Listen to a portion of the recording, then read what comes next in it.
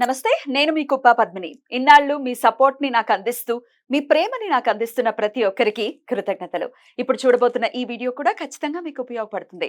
Like, share and subscribe చేసి మీ ఇష్టాన్ని, అలాగే మీ సపోర్ట్‌ని నాకందించండి. అలాగే ఈ వీడియో పట్ల మీ అభిప్రాయాన్ని కామెంట్ సెక్షన్‌లో కామెంట్ చేసి నాకు తెలియజేయండి. నమస్తే. నమస్తే. Welcome to our channel. నేను పద్మిని. ప్రస్తుతం మనతో పాటు ప్రముఖ ఆధ్యాత్మికవేత్త, వాస్తు జ్యోతిష పండితులు నిట్టల ఫణిభాస్కర్ శర్మ గారు మనతో పాటు ఉన్నారు. మాట్లాడదాం. నమస్కారం అండి. నమస్కారం. ఏ వయసులో జరగాల్సిన ముచ్చట ఆ వయసులో జరగాలని పెద్దవాళ్ళు చెప్తే ఏంటో అని అనుకుంటాం.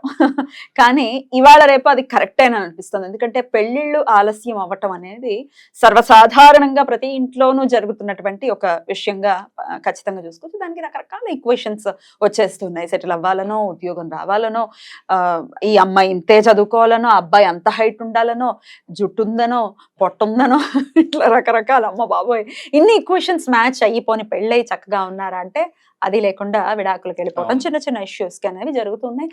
చాలా శోచనీయమైనటువంటి పరిస్థితి. ఇది ఎవరికి ఉండకూడదు. ఎండ్ ఆఫ్ ది డే గుణగణాలని చూసి పెళ్లి చేసుకోవాలి తప్ప రూపం కొరుక్కు తినేటటువంటి అంశం కాదు. కానీ పెళ్లి విషయంలో డెఫినెట్ గా రూపం ప్రధానమైన పాత్ర ఖచ్చితంగా పోషిస్తుంది. చెప్పడానికి ఈజీయే.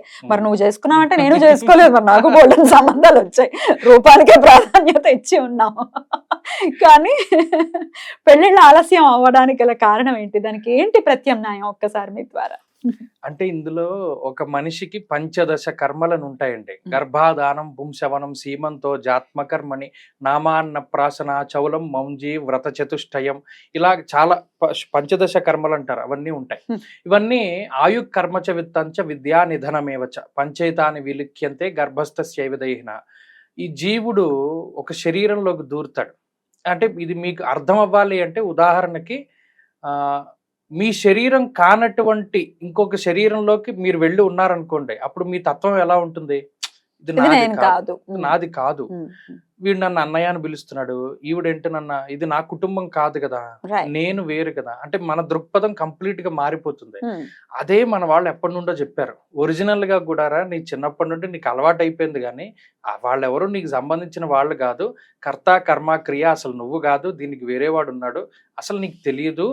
మీకు మార్కండేయ పురాణంలో సుమతి అనేటువంటి ఆయన ఉంటాడు. ఆయన తండ్రి గారు ఎప్పుడు కూడా ఇలాగే చెప్తాడు, పాపం, ఒరే నువ్వు ఇంతలా చదువుకోవాలి, ఇప్పుడు పెళ్లి చేసుకోవాలి, ఆ తర్వాత వానప్రస్థానికి వెళ్ళాలి, ఆ తర్వాత సన్యాసం తీసుకోవాలి అంటే ఆయన ఇలాగే అంటాడు, ఇంకేం మాట్లాడు.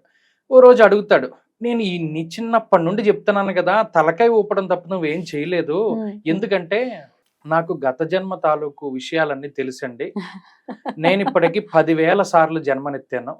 గత 10,000 జన్మలు నాకు గుర్తున్నాయండమే సబబు. బహుశా అంత మునుపు గుర్తున్నాయో లేదో. నేను బ్రాహ్మణ, క్షత్రియ, వైశ్య, శూద్ర యథావిధిగా ఏదైతే మన ధర్మాలు చెప్పారో అన్ని యోనుల్లోనూ పుట్టాను. తిరియగ్యోనులో పుట్టాను, పశువుగా పుట్టాను, జింకగా పుట్టాను, చెట్టుగా పుట్టాను, తీగలా పుట్టాను. ఆ జన్మలన్నీ నాకు గుర్తున్నాయండి నాన్నగారు. మీరు తండ్రిగా ఈ జన్మ నాకు ఇచ్చారు, అందుకని మీ మాటను గౌరవిస్తాను, కానీ వేటికి నాకు సంబంధం లేదండి.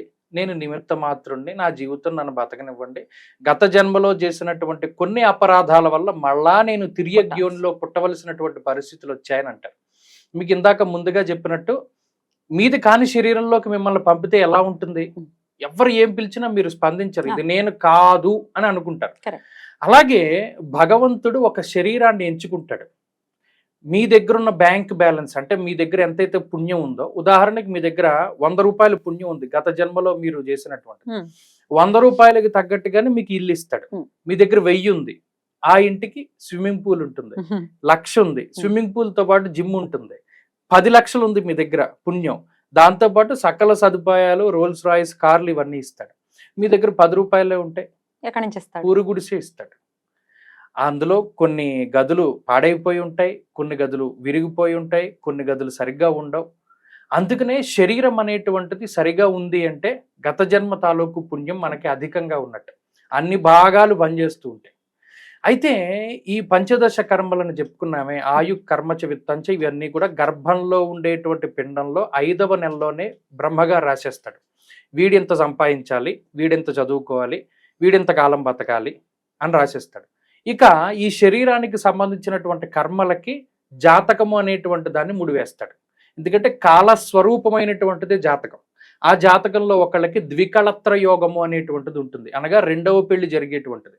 ఒకడికి అసలు పెళ్లి యోగమే ఉండదు, అలాని వాడేం సన్యాసి కాడు, పెళ్లి అవదంతే. అలాగే కొంతమందికి పరివ్రాజక యోగాలు ఉంటాయి, వాళ్ళు సన్యాసి దీక్షను తీసుకుంటారు.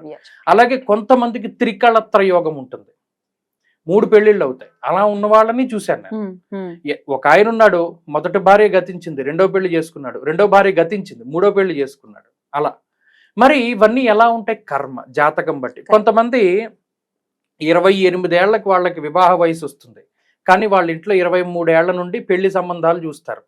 23 ఎక్కడ, 28 ఎక్కడ? ఈ 5 ఏళ్ల మధ్యలో కనిపించిన ప్రతి దైవానికి వాళ్ళు మొక్కులు మొక్కుకుంటారు, పూజలు చేస్తారు, జపాలు చేస్తారు, విరక్తి వచ్చేస్తుంది.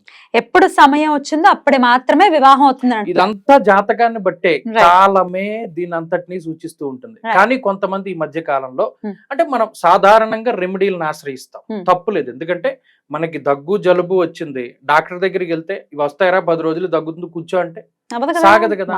నాకు తగ్గాలి వెంటనే, నేను దీన్ని భరించలేకపోతున్నా, నువ్వు నాకు మందిస్తే తగ్గుతుంది, వాడు మందిస్తాడు. అలాగే జ్యోతిష్ శాస్త్రంలో కూడా పూర్వకర్మలకి, సంచిత ఆగామి ప్రారబ్ధ కర్మలకి సంబంధించినటువంటి తశాంతులు ఉంటాయి. కొంతమంది పూజాధికాలు చేసుకోగలుగుతారు, కొంతమంది జపాలు చేసుకోగలుగుతారు, కొంతమంది చేయలేరు. అయితే ఇందులో పెరియ పురాణము అనేటువంటి ఒక పురాణం ఉంది. ఆ పెరియ పురాణంలో 63 నాయనార్లకి సంబంధించినటువంటి వృత్తాంతాల్లో మొట్టమొదటి వృత్తాంతం సుందరేశ్వర స్వామి.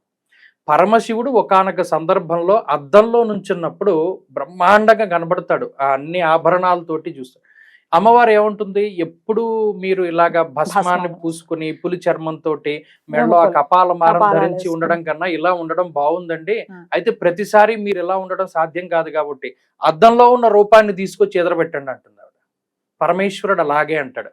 ఆ అద్దంలోంచి పరమేశ్వరుడే స్వయంగా ఆ బింబం రూపాన్ని ధరించి బయటకు వస్తుంది, ఆయనే సుందరేశ్వరుడు అంటారు. ఆ సుందరేశ్వరుడు సాక్షాత్తు పరమశివుడే, కానీ శివుడు కాదు, బింబం, ప్రతిబింబం. అలా ఆ నాయనారుల చరిత్రలో ఆ సుందరేశ్వరుడికి ఒక వృత్తాంతం ఉంటుంది. పరమశివుడు ఈ సుందరేశ్వరుని శాపవశాత్తు భూలోకాన్ని పుట్టించి, ఆ సుందరేశ్వరుడి వివాహం జరుగుతూ ఉన్నటువంటి టైంలో వృద్ధ బ్రాహ్మడిగా వెళ్ళి ఆ వృత్తాంతం అంతా ఉంటుంది. ఎవరైతే ఈ వివాహాలు ఆలస్యం అవుతూ ఆటంకాలు అవుతూ ఉన్నాయి అని బాధపడుతూ ఉన్నారో అటువంటి వారు ఎవరైనా ఆ సుందరేశ్వరుడి యొక్క దేవాలయాన్ని దర్శించుకోవాలి. జాతకం అంటే పర్ఫెక్ట్ రెమెడీ ఏదైనా ఉంది అంటే ఇది తిరుచెందూర్ అనేటువంటి ఆలయం ఎక్కడ ఉంటుంది, తమిళనాడులో. సుందరేశ్వరుడి దేవాలయం కొడితే తమిళనాడు, ఎందుకంటే నాయనార్లో ఒకటిది కాబట్టి ఖచ్చితంగా అది కనబడుతుంది. అక్కడ ఆ గుడికి వెళ్ళి, నిజానికి అక్కడ ఇది పెద్ద ఉత్సవంగా చేస్తారు. వివాహం కానటువంటి వారందరూ వెళ్ళి సుందరేశ్వరుని దర్శించుకుని అక్కడ కొన్ని ప్రక్రియలు ఉంటాయి, అది చేసుకుని తిరిగి మరలా వివాహం అయిన తర్వాత వచ్చి ఆయన దర్శనం చేసుకుంటారు జంటగా. ఇది సంవత్సరంలో ఈ ప్రక్రియ చాలా విశేషంగా జరుగుతూ ఉంటుంది. కొంతమంది పెళ్లి కాని వాళ్ళు వస్తారు, కొంతమంది పెళ్లి వాళ్ళు వస్తారు. ఇలా ఈ చాలా గొప్ప దేవాలయం అది, తమిళనాడు ఉంటే తిరుచెందూర్ అనుకుంటున్నాను. ఇది సుందరేశ్వర టెంపుల్ చాలా చాలా ఫేమస్. అయితే మీనాక్షి సుందరేశ్వరుల దేవాలయం, మీనాక్షి అమ్మవారి గుడి, అది వేరు, ఇది వేరు.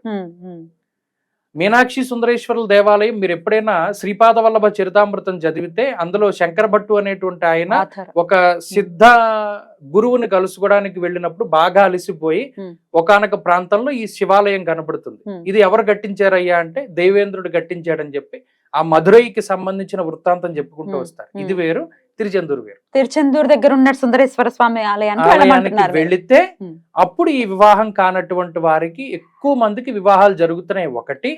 అలాగే చాలా రకాల దేవాలయాలు ఉన్నాయి. ఉదాహరణకి ఈస్ట్ గోదావరి, అక్కడ ఉండేటువంటి మురమళ్ళ దేవాలయంలో కూడా కళ్యాణం జరిపించుకుంటే అవుతుందని ప్రసిద్ధి. చాలా ఇలా భగవంతుడు కొన్ని దోషాలను తీసేస్తాడు, కానీ అన్నిటికీ జాతకం అనేటువంటిది ప్రధానం. జాతకంలో దోషాలు ఉన్నా యోగాలు ఉన్నా ఏదైనా ఒక పెళ్లి టైం పట్టుకుంటే చాలా మంచిది. కొంతమందికి 33వ ఏట పెళ్లి అవుతుంది, కొంతమందికి 36 అవుతుంది. అది కర్మల్ని బట్టి అవుతూ ఉంటుంది. అది కూడా ఒకంత మనం తెలుసుకోవాలి.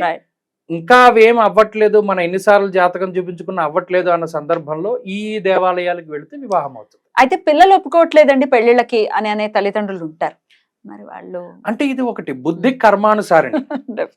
బుద్ధి కర్మను అనుసరించే ఉంటుంది ఎప్పుడు. మన కర్మ అంటే జాతకమే. అంటే నిజానికి ఒక నా జీవితంలోనే ఒక ముఖ్యమైన ఉదాహరణ, ఒక ఆమెకి 28 సంవత్సరాలు ఎంతోను. ఆ అమ్మాయికి పెళ్లి 22వ ఏట నుండో ఎప్పటి నుండో చూస్తున్నారు. ఆమె ఒక బుధవారం మినహా అన్ని రోజులు 108 ప్రదక్షిణలు చేస్తోంది ప్రతి దేవాలయానికి వెళ్ళి. చాలా బక్కగా అయిపోయింది. ఇక అసలు ఓపిక లేదు. పెళ్లి కోసం చాలా అందంగా ఉంటుంది, చదువుకున్నది, ఉద్యోగం చేస్తుంది, పెళ్లి అవ్వట్లేదు. అమ్మ ఎందుకు అంత ఇదిగా ఉన్నారు? ఈ అమ్మాయికి 29 సంవత్సరాలు వస్తేనే కానీ పెళ్లి అవ్వదు. ఆమె జాతకంలో వాహన యోగం ఉంది, తర్వాత పెళ్లి యోగం ఉంది అని చెప్పి నేను చెప్పడం జరిగింది. అప్పుడు ఈమె ఏం చేసింది, ఇంక ఈ ప్రదక్షిణలన్నీ మానేసి తన పని తను చేసుకోవడం మొదలుపెట్టింది. కొంతకాలానికి ఉద్యోగం చేసుకుని బండి కొనుక్కుంది. వీధి చివరున్న సంబంధం అయింది. 29కేనా? ఆ పెళ్లి కూడా మేమే చేసాం. అలాంటి యోగం సందర్భాలు రావాలి. వెళ్తారు ఎండ్ ఆఫ్ ది డే. మీరు యోగాన్ని బట్టే అవుతుంది అని చెప్తున్నారు కాబట్టి అనుకూలవతైన భార్య, యోగ్యవంతమైనటువంటి భర్త ఎవరికైతే పెళ్లిళ్ళు కావాలో వాళ్ళకి రావాలని మనస్ఫూర్తిగా కోరుకుంటూ thank you so very much అండి. నమస్తే.